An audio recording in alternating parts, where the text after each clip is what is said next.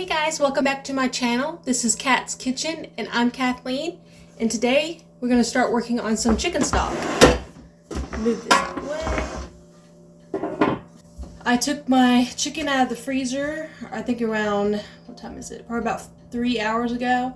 So I'm hoping it's defrosted enough where I can get it out of the packet and into here to start roasting. I am going to pour some water in the bottom of this so it doesn't get too hot, because I'm going to have to leave it in here overnight. Alright, I got about half a pitcher here, so I want to see how much water is in it once I fill it up. Alright, I think that should be enough. So I thought I had a whole chicken in my freezer, but it turned out I only had a turkey. So I'm going to do some chicken quarters that I had in there for about a year that I need to use up, and that turkey in here as well. I plan to take the meat off the bone. I'm going to put it in here roast first, and then I'm going to take the meat off the bone and can that separate, and then can some more broth with it. We just got 2 new freezers, which I'm super excited for. So I'm trying to go through my biggest freezer, my biggest chest freezer, and pick out foods that need to be used up, because I don't want to put it in the new freezers and reorganize everything. And those chicken thighs, I'm not a big fan of them. I think they're too fatty.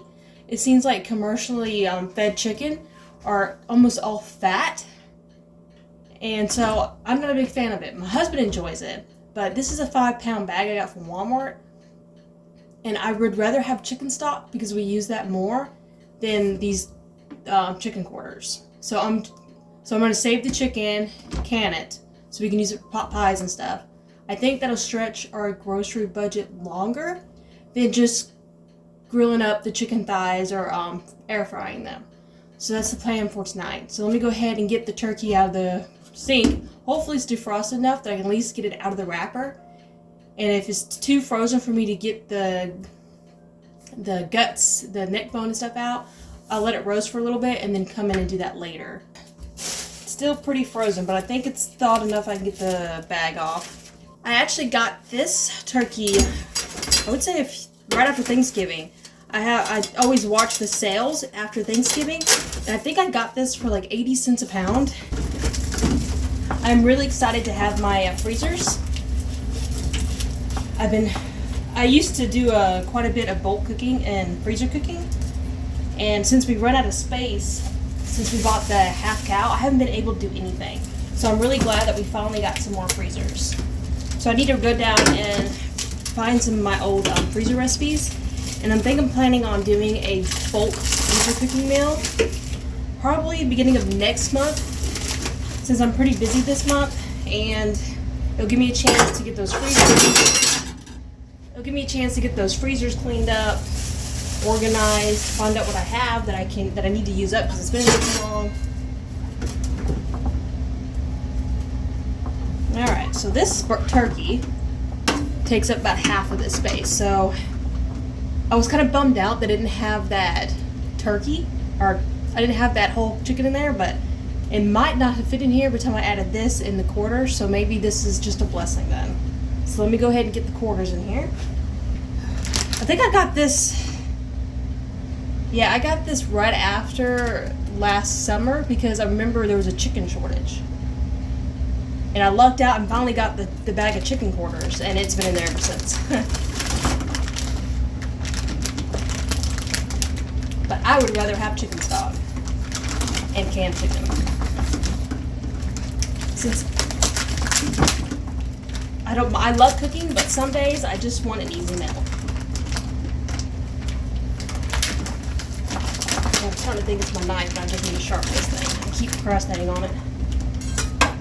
Normally, I would either put this in the oven and roast it really well, but I don't feel like putting it in the oven, watching it all day, and this is just easier. I can throw it in here, I can let it cook down. I'm not going to add any water to it because it's so frozen that once this melts, it'll give it a nice layer of water on the bottom. We won't get the crispy skins that give it a nice like umami flavor.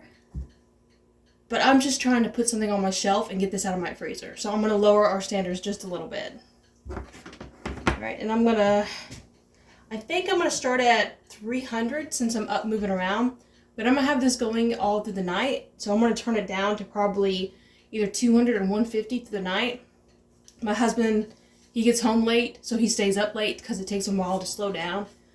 So it really won't be unsupervised very long during the night. And once this cooks down, I'm gonna add my veggies out of the freezer. I haven't counted them in a while, but I'm pretty sure I have 3 full bags of table scraps or veggie scraps. And I have about 3 bags of celery scraps from when I got the 25-pound box of celery. So when this cooks down and the chicken's almost done, well, when the chicken is done, I'll pull it out, debone it, put the bones back in, add all the water, and then I'll add the scraps. But I'll bring you along for that. That should be probably either tonight or, because I'm probably end up staying up later tonight. So either tonight or tomorrow morning, I'll start deboning all this. So I will see you then. Hey guys, so it's early the next morning, and I've had this roaster going all night long. And as you can see, it's pretty much done. The meat is done. So I'm just going to take the time to let this cool fully and peel off the meat. I'm going to see if my husband would like a chicken sandwich to take to work today versus the corned beef I have in the fridge.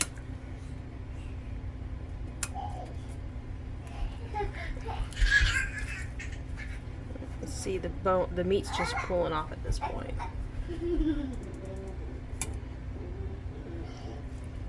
So once this cools down better, I'll go ahead and take the meat off this one and start working on some chicken sandwich and put it in the fridge because I would like some for lunch today. And the rest I'll let cool fully before I try to debone everything. You can see how much broth is in here, or water. Let's see if I can put this on the bottom. So it takes up most of the top part, and I did not add any water to this. This is just liquid off the meat or the birds and the frozen liquid. So if you do this, I would recommend you wait to see how much water the birds produce before you add any extra water. I will probably add more water to this once I get my vegetables in here. Alright, so it's the next morning and I'm going to start deboning this chicken. It turned out beautiful in this roaster pan. I'm going to put an apron on for this, since it's a very juicy chicken.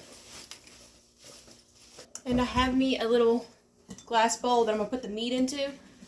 The broth is probably going to have to sit overnight, probably another day once I put the vegetables in it. So I'm just going to put the meat into this bowl and put it in the fridge until I'm ready to start canning, because I want to use some of the broth to can with the chicken. I'm hoping this is cool enough.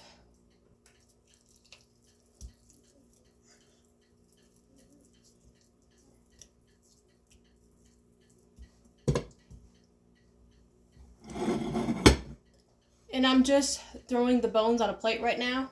This is what I used earlier to make chicken salad for my husband and me for lunch. Most of this meat is fall off the bone tender, so it shouldn't take too long to pull all this meat off of this. Ooh, it's hot. I'm excited to have more bone broth in my pantry area. I still have about 5 quarts in there. I'm always afraid to use it, since I think that's part of my personality, is when I feel like things are really good, I hoard it. Like chocolate, money, stuff like that. I'm a hoarder. So I think the same thing happens to the chicken stock. I don't want to use it and waste it, so I don't use it. So I'm hoping if I put more up there, I'll be more tempted to use it versus just sitting up there on the shelf for about a year. And this will be good to have on the shelves, since we're about to, here in North Carolina, usually January and February is our coldest season. So I'm hoping to start making more like soups and stews, and if that's the case, then I'll use the bone or the broth more frequently than I would in other things.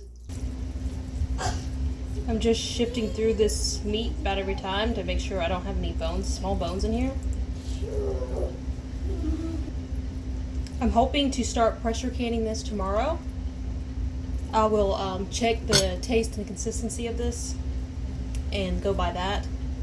After this, I'm going to vacuum seal some jars, so I'll bring you along for that too.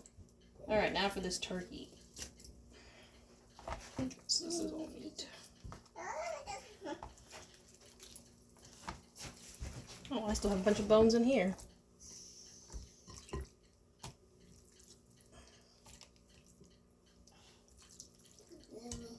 Got ahead of myself there for a second. Is that all the bones? I think so. Okay. I might have to get a second bowl for this. This one's getting full.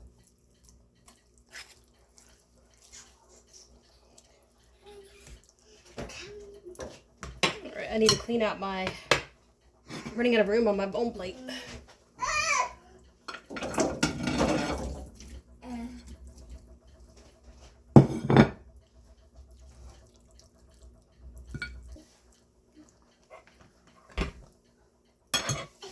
Alright, so I think I'm going to call this done on deboning this. I have more than enough meat. I'm not going to pick up these little tidbits of the turkey. This big bowl of meat, I'm just going to set over here, out of the way, where my daughter can't reach it, to let it cool some. But look how much we got. It's completely full and tip it over. So I'm hoping we get a decent amount of pints out of this. Alright, and now I'm going to get my veggies out of the freezer. Alright, so I have 3 big old bags of scraps. I do highly recommend doing this. Anytime you chop up, right in that. Anytime you chop up onions, potatoes, celery, anything that you would normally throw away or in the combo, freeze it, and then you can put it in here to do stuff. Let's see, I think I have mostly onions and onion peels. The onion peels will give it a nice gold color, so if you want a lighter chicken stock, I would omit the onion peels. But I'm just going to pour this right in here. Oh, as I make a mess. There's one bag. And I am so... Evelyn, leave that one, please. I'm so glad to have these out of my freezer.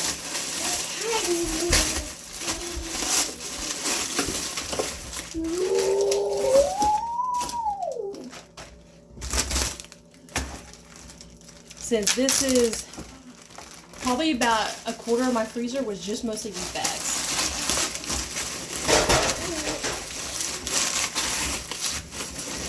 And once this cooks, it'll go back down and I can put the lid back on this. So I'm just going to put this back over there, plug this in, I'm going to let it probably go overnight. I keep touching this. I'm going to let this go overnight, and after a few hours I'm going to check on it to see if I need to add more water.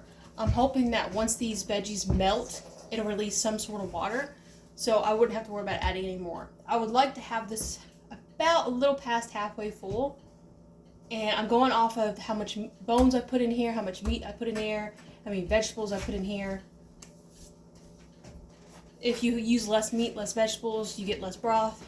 But I am going to salt this because I had some of the chicken earlier, and it needs a lot of salt.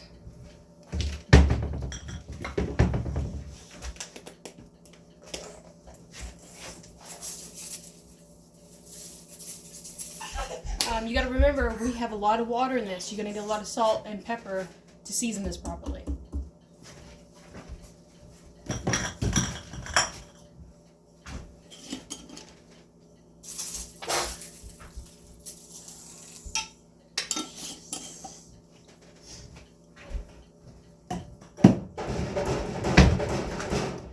That's probably all I add in here spice-wise, since when I open the can and I cook it, I'll add more based on my taste.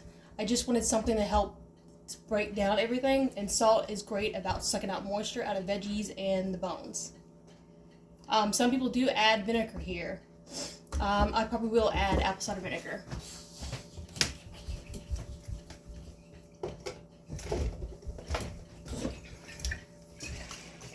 I use the organic with the mother. It has good probiotics in it. So make sure if you do buy apple cider that you buy it with the mother. I'm just going to pour maybe a quarter cup in here. This also helps break down the bones quicker to get all the nutrients and the gelatin out of it.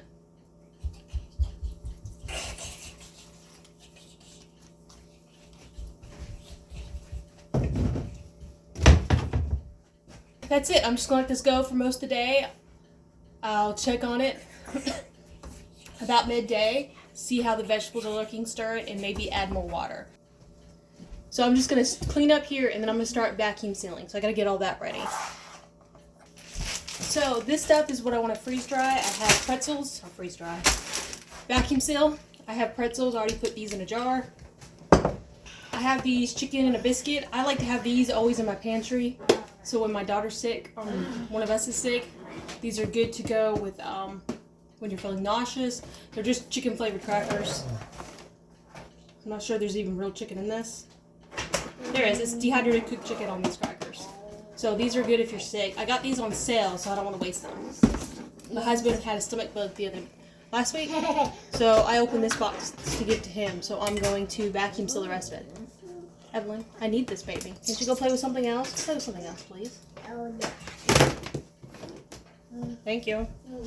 Alright, and Christmas M&Ms. I vacuum seal these, so if my husband loves M&M cookies, so I will pull these out when he wants M&M cookies. And the same with these chocolate chips. Let's see. These stay good for about 2 years or so, but I just don't want them in my cupboard. I don't have any plan on using them anytime soon, and I don't want them to get shoved in the back and forgotten. So while I have everything out, I'm just going to vacuum seal these chocolate chips to get them out of this pantry into my back storage, and I know they'll last longer than the date. Alright, I need more lids. With this machine, you can use used lids. So I always keep some used lids in the kitchen. So I'm going to go use these instead of having to go in the back to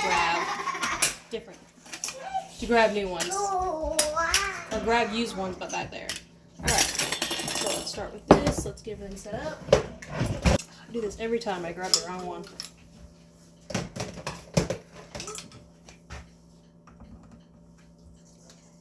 Is that the right one? Yeah, it's gotta be. Okay. So this is just a normal one-piece lid, so I'm going to replace it with one of these. Oh. It must have had a lid. It must have had a lid underneath here. Let's see. Alright. And with this, you just want to make sure that it's set to dry and normal. I would use gentle if I was using a food saver bag, but since I'm using mason jars, I can just leave it on normal. And this just, oh, I don't think I put this on. This pops on here, and you just hit this button down here, it does its thing. This will stop once it's done.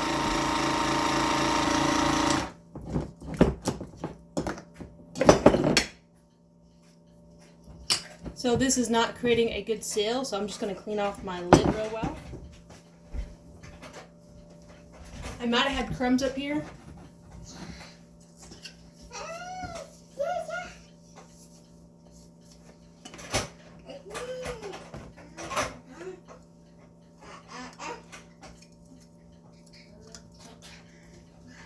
Alright, let's try this again. I think something's wrong with my seal.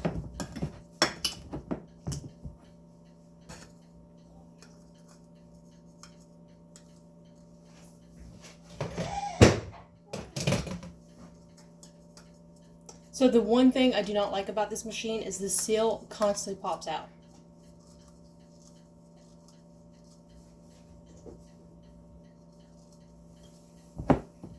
I'm going to try a different lid just to see if that works.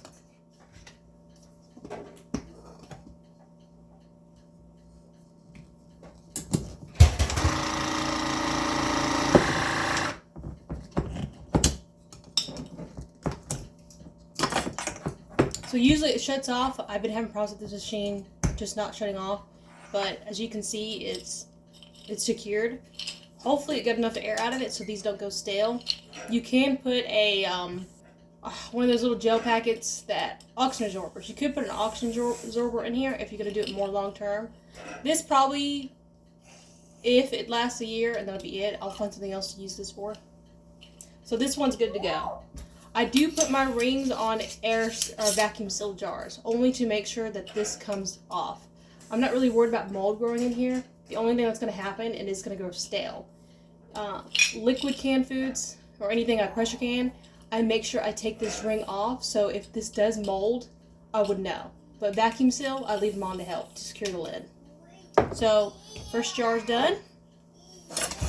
I'm going to do these crackers next, because hopefully they'll fit in this half gallon.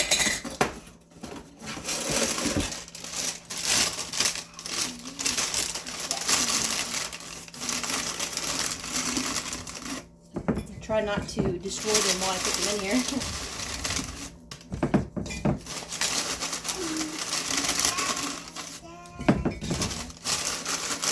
Evelyn, don't touch that. That's painting. Thank you. This jar might be too big for this.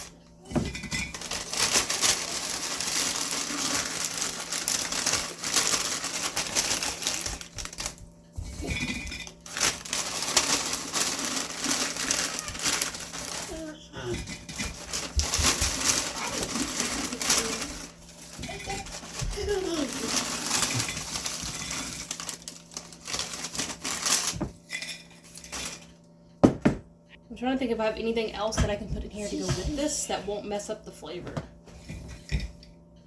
So I know I'm probably in between a quart. Like, I don't think this is going to be a quart's worth. But I'll go ahead and vacuum seal this. My husband gets sick quite a bit, so we should go this fairly fast. I just hate having this much space in it. Evelyn, mommy's doing something, baby.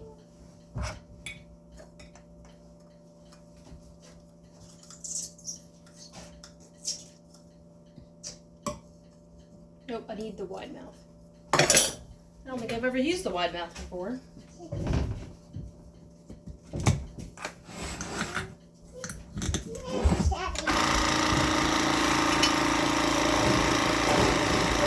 So this one shut off on its own. Sometimes it does it with me. It might also because I'm having problems with my seal. So one of these days I'll get a bigger machine since I use it fairly often, but right now it works. Alright, so we'll test this one. This one's sealed. And I'm sure even if there's some air in here, this won't go as stale as quickly as if it's sitting in this bag. So I'm hoping to get at least another year out of these crackers. If we don't go through them before then. Alright.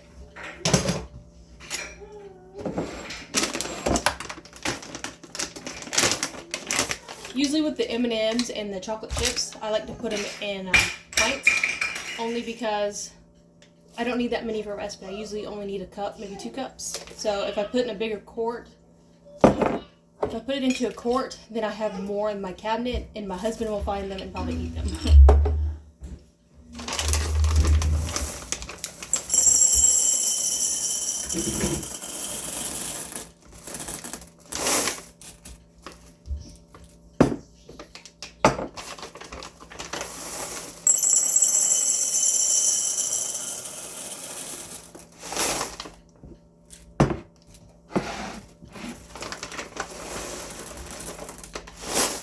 So there's probably about half a cup in here.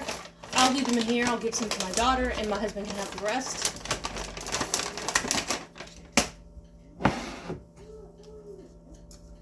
Nope. And the lid.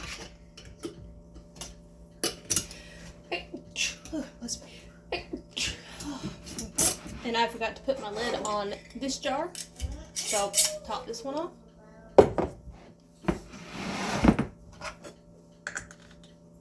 Oops. I gotta vacuum seal it before I put the lid on it.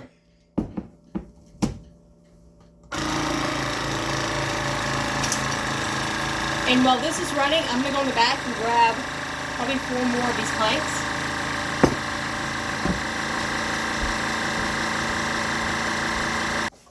It was just easier to grab a case, so I grabbed a case. Alright, so M&Ms are done. Or this one M&Ms are done. It's easier to pop the seal than it is to pull it off, as you just saw me struggle with. Alright, and the ring on. Next jar. Oh,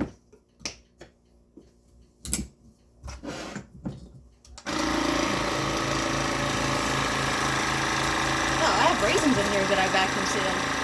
Or blueberries. I don't know what it's doing in here. I must have moved it in there to carry it and forgot about it. So I'll put this on my shelf.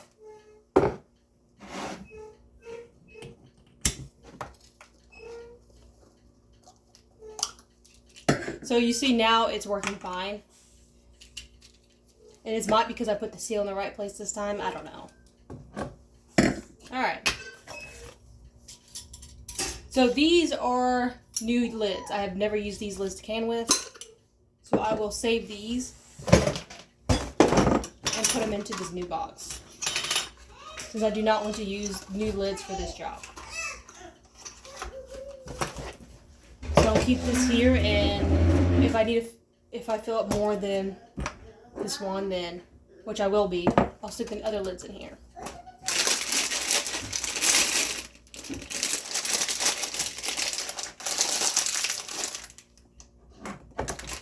Oh, it looked like it wasn't attached, but it is. Let me put the lid on this one. Alright.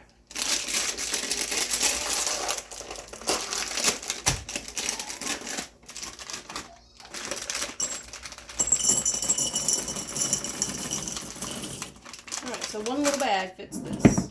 Perfect. Yeah, because these don't expire until August, but are best used by August. So I'm way ahead of the game, but I was cleaning up my cupboard earlier because I was looking for some Jell-O to make for my daughter, some pudding, and I saw these and I was like, these need to go. I'm not going to use these probably within a month or two, and I need the extra space in my kitchen cupboard. And this works perfect. I can vacuum seal them from the back, and they stay good for months past the best buy or expiration date.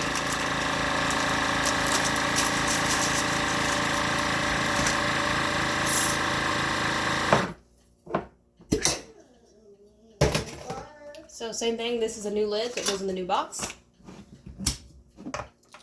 But I am out of old lids. Or old rings.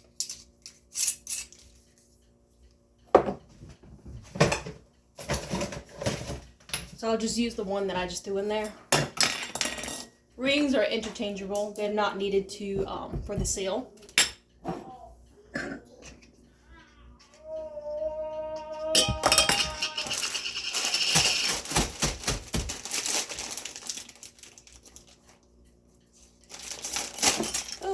These are mini M&Ms.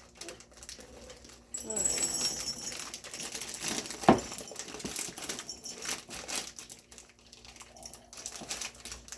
I over-ripped this bag.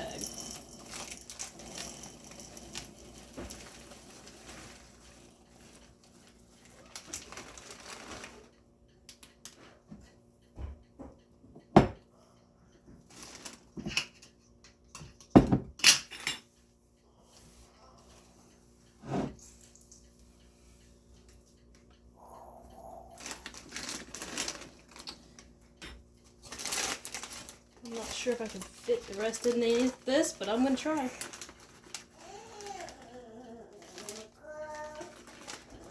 As I make a mess.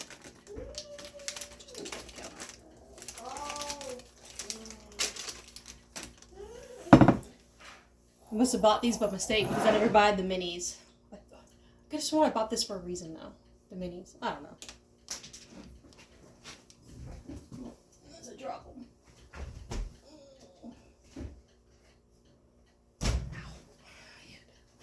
Alright, so hopefully this vacuum seal's alright. If not, I'll take some out.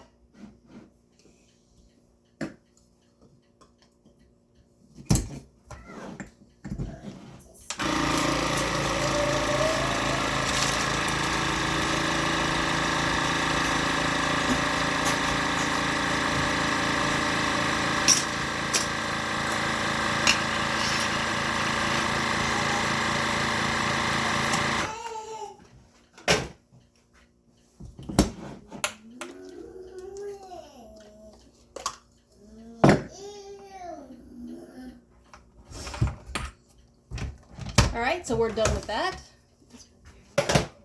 Check this seal looks good. So I have 2 pints of chocolate chips. And I have 2 pints of M&Ms.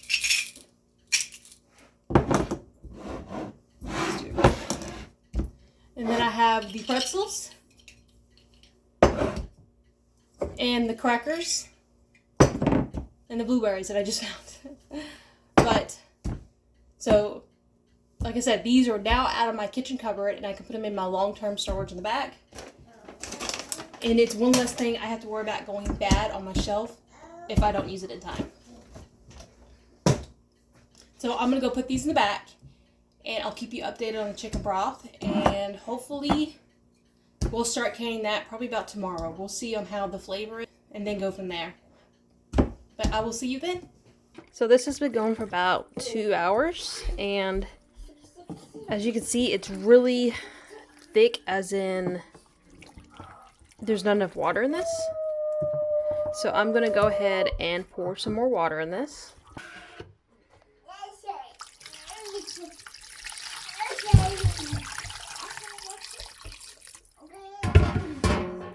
This could probably do with a tad bit more water. It does feel better under the spoon. But I'm just going to... I think I put about another gallon in here. Because I have a lot of vegetables in here. And I did turn this down, so I think it's sitting right above 150 to have it kind of simmer all night long. I might need to turn it up to 200. And I'm just going to let this go tonight, and then tomorrow morning I'll strain it and start canning. Hey guys, we're back in the kitchen. It's the 3rd day of us doing our chicken broth. I've already sanitized all my jars in the dishwasher, so these are good to go. I'm going to start with the chicken stock first, put them in jars, and then I'm going to do the broth. So let's go ahead and get started, because this is going to be a very long day in the kitchen. I deboned all the chicken yesterday. You just watched that. And I'm going to just take it apart and stick it in these pints. I was torn whether I should do pints or quarts, but I figured a quart of chicken in a recipe would be way too much. So I'm going to try pints this time. If I enjoy it or I think we need more, then I'll go to quarts. But I'm hoping this should be enough for at least one dish.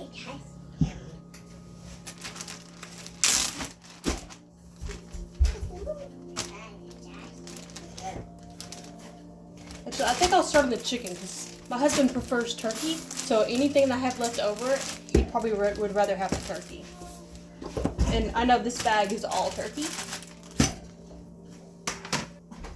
Alright, I just kept putting a movie on for my daughter to help keep her semi-occupied so I can get started on this. I don't mind her being in the kitchen, but with pressure canning and trying to keep everything sanitized, I would prefer her being there for just a little bit. Alright, so I'm going to go ahead and fill the jars. I'm not sure how many jars I will need, so I just took out a whole box from the back room and sanitized them up.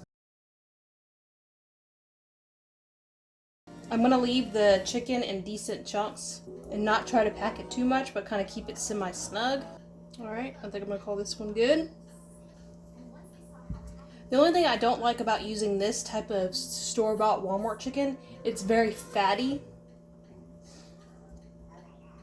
And the short time I had this in the fridge, I think overnight, it already has like a layer of fat down here, with just me deboning. So grease, when it gets around the top of your jars, it prevents it from sealing correctly.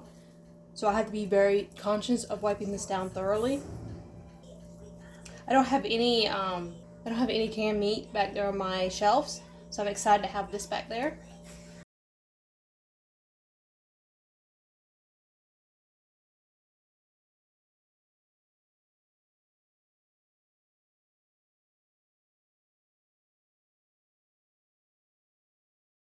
I know some people do not like the taste of canned chicken. I think if you're eating it into like by itself, it might not be as good, but if you put it in soups and casseroles and stuff, you shouldn't really notice the difference in flavor. And my husband grew up eating canned goods, so most canned stuff he'll eat. Me, on the other hand, never had home cooked or home canned meals or anything home canned. I'm using the instructions that came with my canner, my pressure canner, and I think it says leaves a quarter headspace, so I'm going to try to pack it less than that. And anything that I have left over that does not go in the can, I'm just going to throw it in the freezer, and I'll use the freezer food first, and then I'll dip into the canned goods bag. Alright, so I've greased the hands on everything. So I think I got about a pound of turkey left, so we can use that for sandwiches.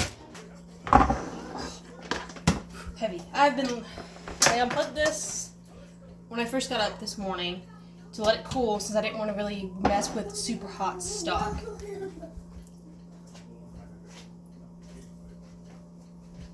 And it smells amazing. It's a beautiful dark color to it. I think I'm going to save these scraps and give them to my chickens. If they don't eat them, they don't eat them.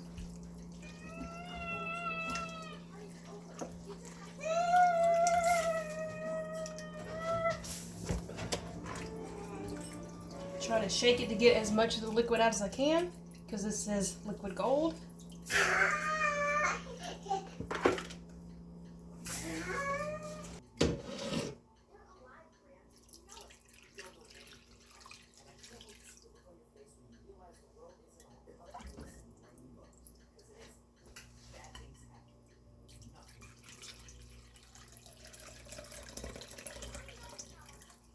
So you can see how all the impurities are getting caught in the cheesecloth.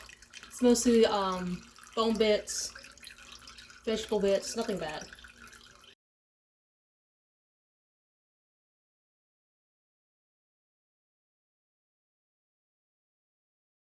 Some of these I might have overfilled, but they're also going to rise up with the air bubbles. Now once I remove some of these air bubbles, I might have to top it off with the fluid. Okay, last jar.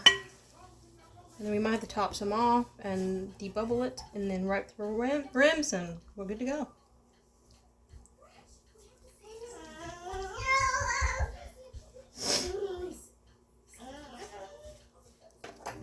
I'm going to debubble it first, because any air bubbles in there will change your liquid levels. And that way if I make a mess, I don't have to re-wipe twice. This is one of the things I always forget, is to debubble. Now, there's a lot of air bubbles in these because they are semi-snug packed. Not sure if you can see it on camera, but you can see there was a pretty decent amount of air bubbles in almost all these cans. So this is a step you definitely do not want to skip. Especially when you're doing something that's packed like this, as snug as this.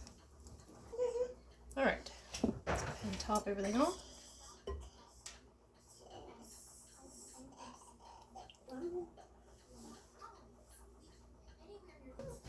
Alright, so now that we debubbled, I'm going to wipe the edges with vinegar.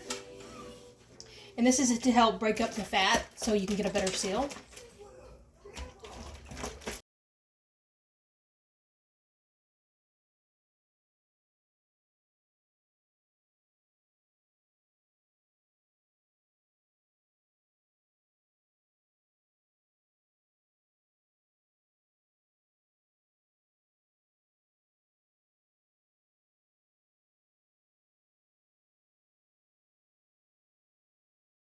I'm going to go ahead and put lids on these. The first 5 I did. Put them in the water bath and then make room for the other ones. Hopefully all these work out.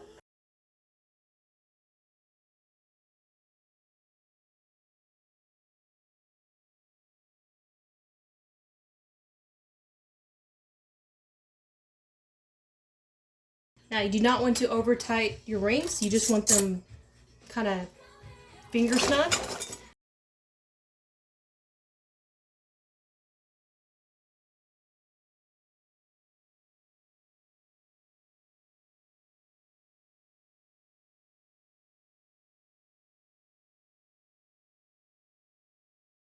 And I'm going to plop these in the pressure canner. And that is the last of our jars. We're ready to go in the canner.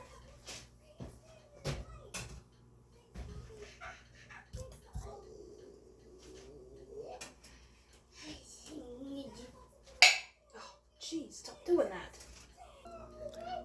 So I have all my jars in the pressure canner. I have what? 12 jars in here. So I have 7 on the bottom and then the 5 on top. Okay, this is considered a hot pack because the meat has already been cooked. So pints without bone is 75 minutes at 11 pounds of pressure. So I'm going to gently turn this. My gauge is facing the other way, so I'm going to gently turn it until I can see my gauge. I think I can turn my gauge, but either way it doesn't matter. Which I think I will. I don't want that sticking out. Okay, there we go. And I tried to tilt it where this vent is not directly hitting this vent. I turned this on medium to about 5 on mine. And I'm going to let this slowly warm up and heat up until I start getting constant airflow. I might have to turn it up higher, but since these jars are cold, I don't want to rapidly turn it up and bust my jars. So this is going to be a slow and steady, wins the race kind of thing. And I will bring you back when this is all heated up. I'm going to go ahead and finish up the quarts, so when the pints get done, the quarts will be good to go and I can throw them in there. I don't think they have to cook nearly as long. I think maybe only about 20 minutes. I have to double check that, so don't take my word for it. But that way I can go ahead and start getting this cleaned up and still be in the kitchen and keep it out of mess. And we'll see how much we can fill up with what's left of our broth.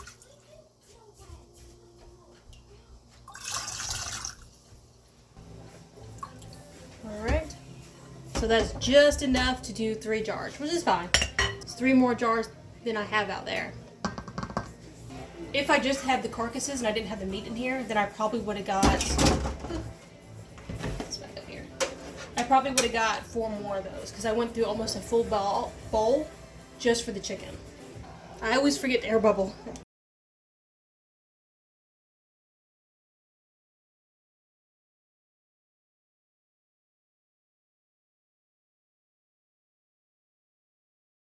So I wish I would have gotten more broth out of this, but I was mostly doing this to get the scraps out of my freezer and to get the chicken out of my freezer.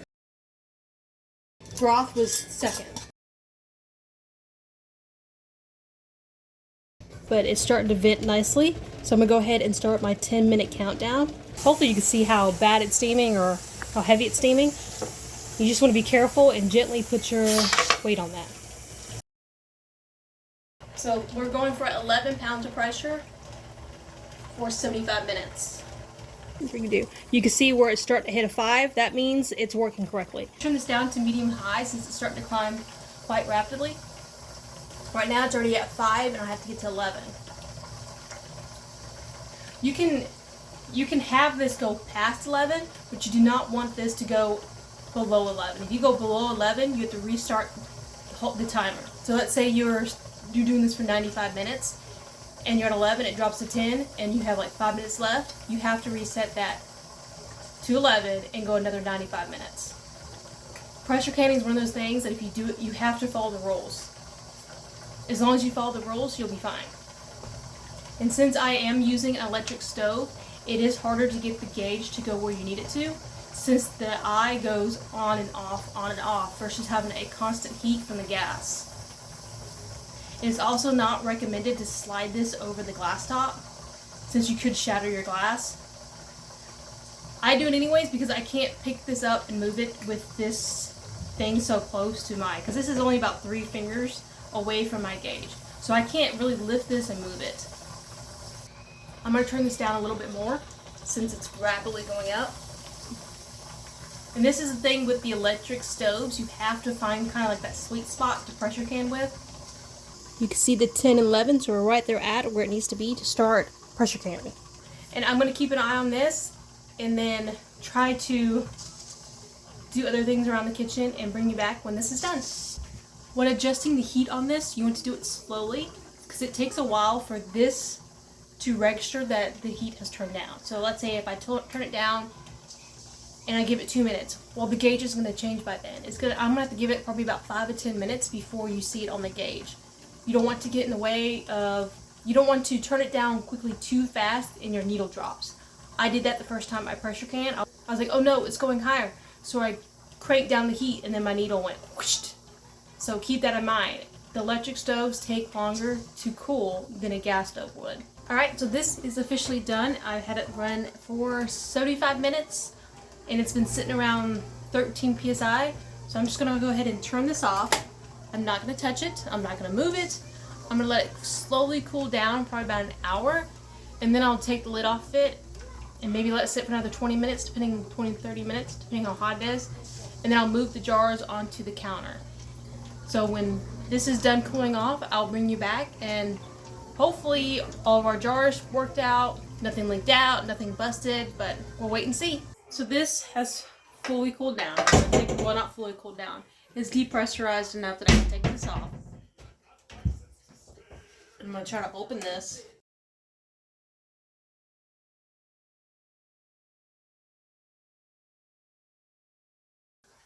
So my other oven mitt went missing. My daughter ran off with it. And I just saw her grab it. So I'm not sure what she did with it. But I'm going to try to take this off. Because it smells like one of my jars busted. So these are still boiling a little bit. So I'm just going to take them over here.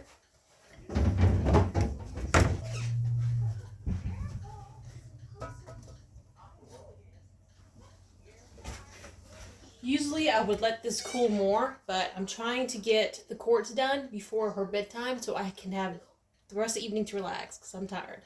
I think I've been in this kitchen for about 4+ hours today, at least. A bit of siphage, which is fine. It just means I overfilled my jars a little bit, or there's a problem with my seal. We'll see which one it is. Hopefully it's just because I overfilled. I think only one of the 2 jars actually had leakage, or I guess I call it siphon. Because it looked like all the jars in the bottom were dirty, where it had dripped down and splashed on it, and the top ones did not. So, and there's not that much fluid in the bottom, and all the jars still look pretty full with fluid. So, I think I might have just overfilled one. So hopefully that one seals fine. If not, I'm just gonna put it in the fridge and use it if it doesn't seal. Hopefully the other ones seal. I've heard about 2 dings so far. And I'm going to dump the stock pot, put fresh water in it so it's not too hot, and I'm going to add my quartz to it and get the next batch going. So I added fresh water into the next batch of pressure canner, and I'm going to put these jars, the stock, in it to start processing.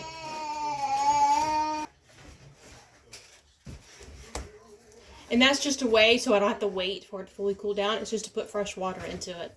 So I'm going to do what I did last time. I'm going to let this slowly come up to temperature. My shoes, my daughter put my shoes everywhere. And my pants. And then I'm going to let this vent for 10 minutes. And then we're going to start pressure canning. While my meat chills and hopefully seals. And I've got to keep a close eye on it. Make sure my daughter doesn't touch it while it's hot. So this is starting to vent with a steady stream. So I'm going to go ahead and start the 10-minute timer on the chicken broth. Alright, so this has been venting for 10 minutes. I'm going to put the weight on it and turn down the heat.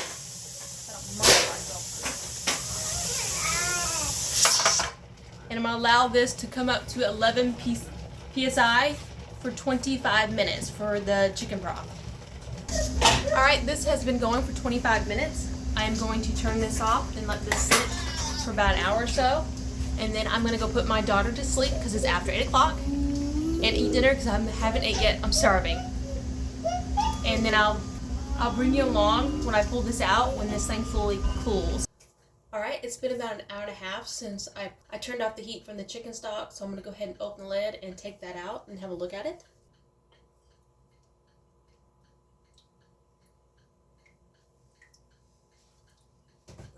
Rag.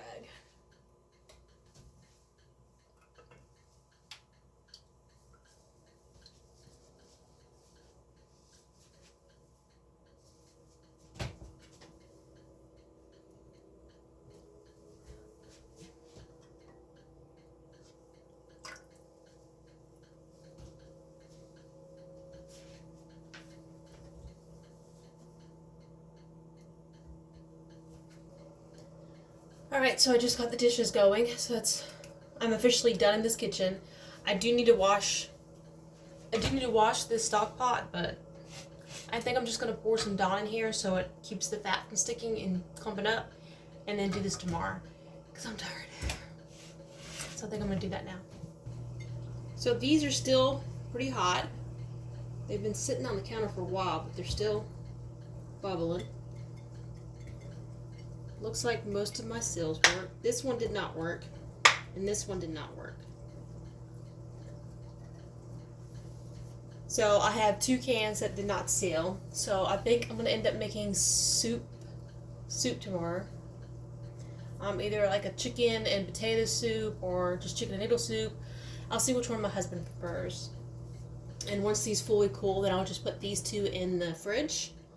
It could have been with the siphoning, because I had some chicken stock in my pot. It could have been one of these leaked out and messed up the seal, so I wasn't able to reseal. I could have had bad lids on them. It could have been a multiple reasons why those 2 jars messed up. Not including those 2 that didn't seal. We did get 10 jars of chicken meat to put back there on the back shelf, and I got 3 jars of chicken stock.